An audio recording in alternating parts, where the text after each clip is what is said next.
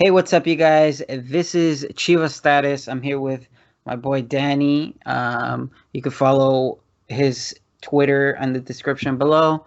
We're here to talk about Chivas. I just want to go ahead and straight up and ask Danny what he's been thinking about the whole situation. It's all been bad, man. Honestly, I'm gonna be real honest. It's sad. Let's just get it off the bat. We just no tenemos estilo de juego. That's the saddest part. I feel like each coach that comes in, we think to ourselves, maybe this is the guy that's finally going to get us back to at least having a play style. I feel like the last time we even had some sort of play style was sadly under not even before Matias, it was under Cardoso. I feel like under Cardoso, we might have had a defensive playing style, but we had a playing style. We were getting points here and there. Although just in the beginning of the tournament, I mean, we were getting points and we had a style to us. Not pretty, but we had a style. Now I feel like it's just a mess. It's all over the place. The team, no hay idea. I think the worst part is we all feel like there's players that should be getting minutes. There's players that we feel that shouldn't get as many minutes, and there's players that we feel should be almost starting, considering the players that are in their position. But I mean, I think Bucetich has just been not doing the things that we thought a coach of his stature would do. I don't think he's gotten these guys into tip-top shape. I mean, not as in physical tip-top shape. I mean, they're not in bad shape either. I think Chofis is the only player that kind of is getting there. But I feel like futbolísticamente, they're not there. I felt that after a couple of games, we would see maybe just sort of glimpses of their quality and just a playing style. I haven't seen any of that, man. So that's what's making me real sad and really frustrated, honestly. Yeah, I am thinking that along those same lines.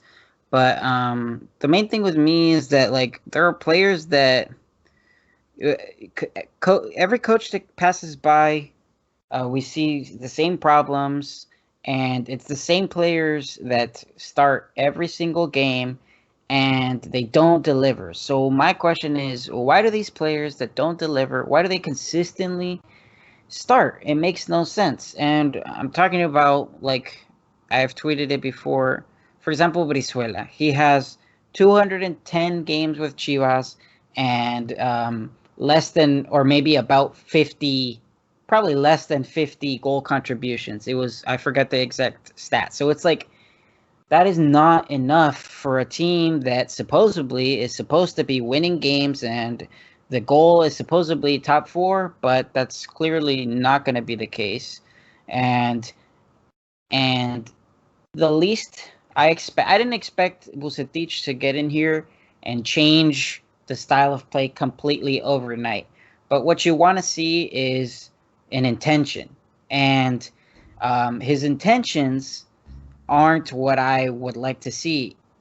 Namely, it's, for example, it's keeping players like Tiva that make mistake after mistake every game. Starting Brizuela every game, he doesn't contribute with goals or anything like that. So I don't understand that. And then in the midfield, when we need to win a game, when we need to get a goal, we see him take out, because he starts Molina and Beltran, but instead of taking out Molina and putting in Dieter, he takes out Beltran and puts in Dieter, for example. And that's just a very clear message to me that he's not willing to change anything. That's basically what Dana was doing too. And I love trophies, and he's getting it better in better physical shape.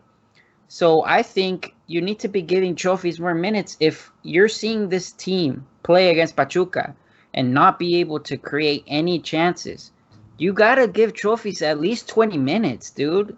Like, because every time trophies comes in, he changes the game and he starts creating chances. Dieter does so too, to a less, like, it's Lesser, less obvious. It's yeah. less obvious when Dieter comes in, but I do think Dieter helps out a lot. So it's just these substitutions that he's making aren't convincing me, and they're not really showing me that he's a different type of coach. You know what I mean? Yeah. Which, it's Vucetich. We know him. He's not new to the league. We know him. We know his style. But I expected a little bit more from him, because I genuinely thought he was a smarter coach than Tena, but so far, and especially after the Pachuca game, because in the Toluca game, we still kind of dominated and we created more chances, but JJ wasn't able to put some of them in. But it wasn't enough chances either. You know what I mean? It wasn't like we created a ton of chances. And our goalkeeping situation is terrible, in my opinion. Toño had been showing some consistency, but he's this type of goalkeeper that every now and then he's going to make that stupid mistake and he's going to cost us points. And so, yeah, man, I'm pretty bummed out, but I think that I'm hoping that against Tigres, Vucetich shows us a different face. What do you expect against Tigres? Man, Tigres is a tough team, and especially in El Volcan. Even without fans there, man, Tigres is a tough team to play. They're boring. I've always said this. Tigres games against Chivas always put me to sleep. They always put me to sleep. It's a struggle to watch those games because of just how boring the style of Tuca is. Tuca's style is just so boring. It's just sideways passes until it basically just takes you out of the game, you know? So I think it's going to be a difficult game, but I feel like with the team that he put out against Pachuca, Tigres is going to completely take over the game. The thing is, there is no midfielder to connect the midfield to the attack. I mean, Beltran can only do so much. I've seen you tweet a couple of times. Beltran no da ni una when it comes to like, exactly, and that's not his style. That's why I would push for a starting 11 without Molina and Beltran taking over that role, having some help from Dieter, and then maybe putting Chofis in there. So I want to see something different. Exactly. And the style that Tigres plays could be seen similar to, for example, how we played against Pachuca. Kind of, the same formation, the same style, typically a lot of horizontal passes. Yeah. But the difference with Tigres is that they have a solid goalkeeper, typically, in Nahuel. I know he's been missing these last few games. And they have Gignac, which that motherfucker, he scores. I don't know how he does it. He manages to score. And some of his goals look so boring, like they look so lame, but he manages to score. So that's really the factor, the difference. And I genuinely think this is what I expect from the game against Tigres.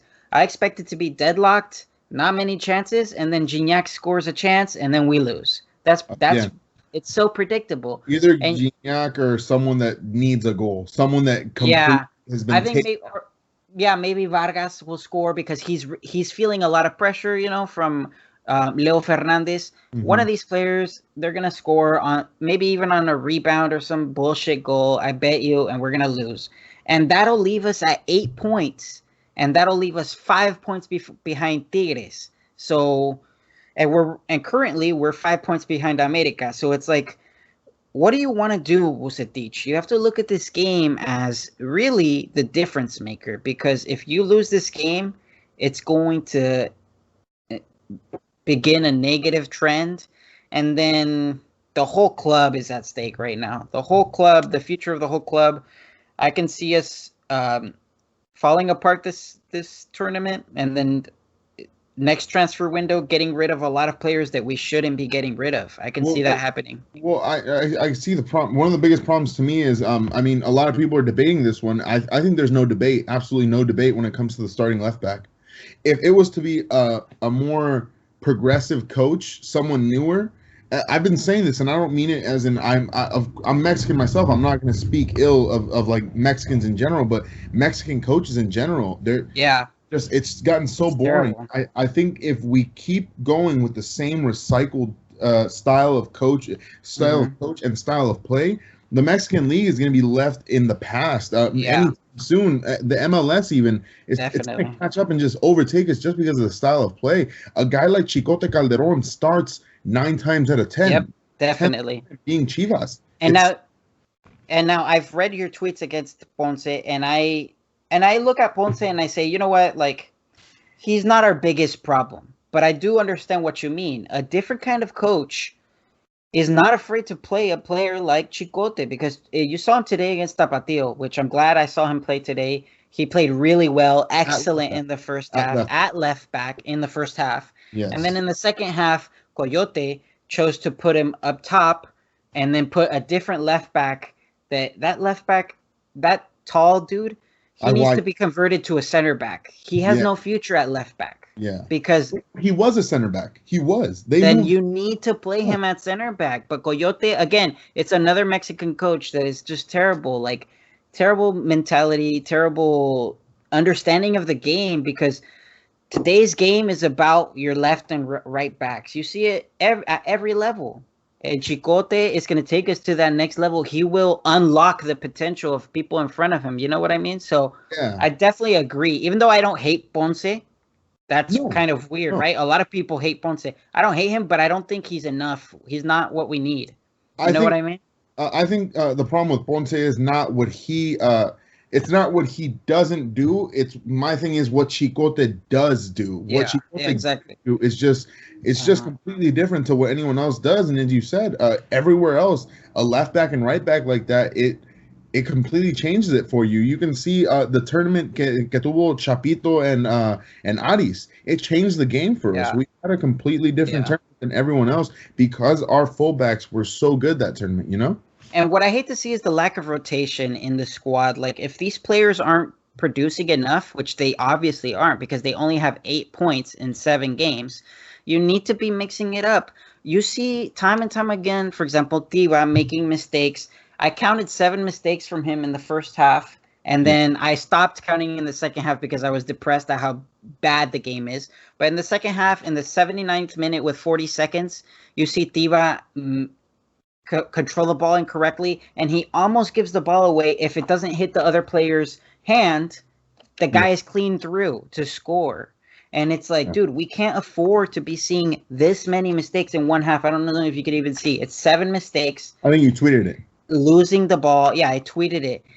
And I don't see why a player like Pollo Briseño isn't given a chance. Why isn't he even given a chance? Even if in training they're equal, in game day, we've seen Tiva make so many mistakes. You need to be telling him, it's not okay to be making these mistakes. Here's Pollo. You know what I mean? Or he's going to become the next Marin. They need to give him this. He is on that.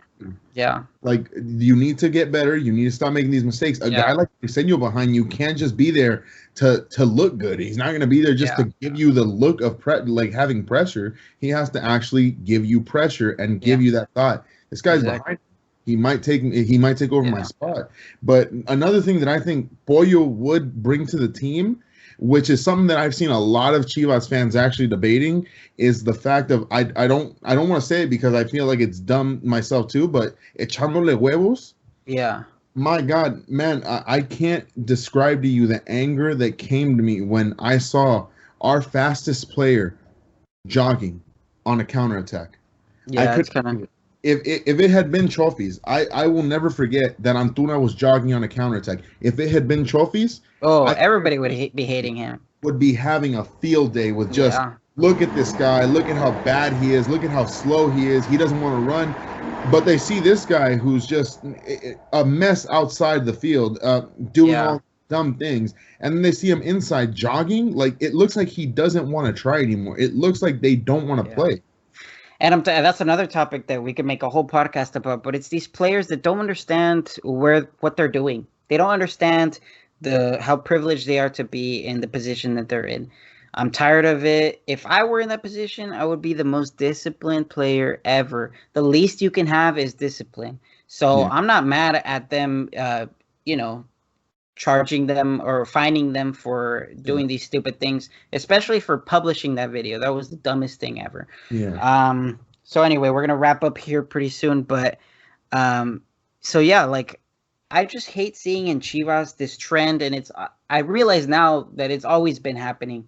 It's players that don't deserve to play, but they always start. And then at the end of the season, we're going to get rid of players that don't deserve to leave. So I can see Chofis leaving. I can see Dieter leaving. I could see maybe Chicote leaving, and they're going to go to other teams and they're going to kill it in other teams. Why? Because our coaching in the club, the whole club, pretty much, our coaching is ridiculously bad. And we see it with Coyote. He was part of Tena's coaching staff, and you wondered why that coaching staff couldn't think of solutions for this squad. Well, now you see it with Tapatio. This guy chooses to play center backs at right and left back. For example, Aguayo was playing right back today. He's a center back. And then now you're telling me this other guy that played left back is actually a center back, which you look at him, he even physically looks like a center back. So what are these coaches doing? It makes no sense. For a while. So let's hope something. I really hope that under Pelay something would change, but I mean, it's so far it's only been the signings. That's all. And it's sad because I really had something. Yeah, man. So let's just hope against Tigres Vucetich does something, because if not, I will make a judgment after the Tigres game about Vuce, and we'll make a video to talk about it. But I really need to see a change in intention from Vucetich. Because if he doesn't change this trend that we've been doing for years under mediocre coaches, then what did we bring him for? You know what I mean? It was a waste of money to bring him.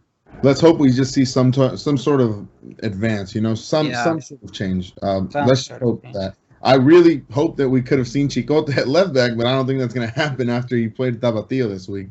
I mean, I don't know. We'll see. We'll see, man. All right, you guys. Thank you for watching. This video was what's it called? Brought to you by Foot Cult at FUTCVLT. Get your gear, rep your colors. Let's go. All right, later.